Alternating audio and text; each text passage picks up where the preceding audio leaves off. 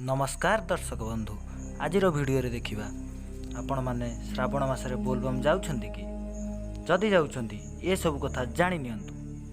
श्रावण मास आरंभ होई सारिछि। धार्मिक मान्यता अनुसार एही मासटी बहुत पवित्र। वर्षर एही मासटी को भगवान शिव को समर्पित करा जाइथाय।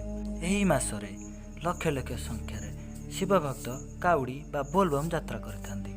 काउडिया माने विभिन्न नदी पानी नहीं शिव को जलाभिषेक करिथांती। श्रावण मासरे शिव को जलाभिषेक करिवार एक विशेष महत्व रही। जलाभिषेक द्वारा भगवान शिव तांका भक्त मानक उपरे प्रसन्न होई सेमानक मनस्कामना पूर्ण करिथांती बोली विश्वास रही।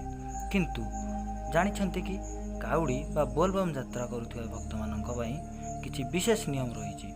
एही नियम अनुसार यात्रा कले मनस्कामना पूर्ण होइताय बोली धार्मिक विश्वास रही। आसंतु जानिबा सेगुड़िक कौन। भगवान शिव को जल अर्पण न करने पर्यंत यात्रा समय साथी नेउथिबा बाहुंगी को तले रखंतु नहीं। काउडिया माने नदी पानी नहीं यात्रा करती।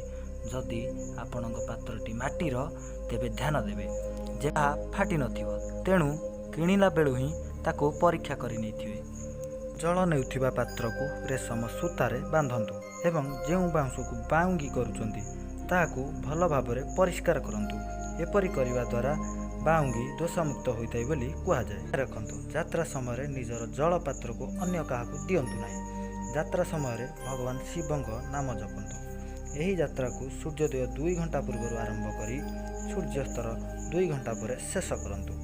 जदि कौनसी व्यक्ति संतान सुख, मानसिक प्रसन्नता, रोग निवारण और आर्थिक समस्या मुक्ति पाइबा चाहते तेबे काउडी यात्रा उत्तम बोली शास्त्र में मत रही।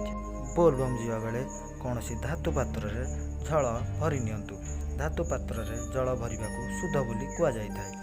आपण माटी पात्र जल भरी पारे। जदि ये छोट भिडटी आपण मानक भल लगी था भिडटी लाइक शेयर कमेंट सेक्शन में निजर मतामत जनातु। आउ यहीपरि भिडियो देखिया आम चैनल को सब्सक्राइब करी पाखरे थिबा बेल आइकन टी को दबाई दियंतु।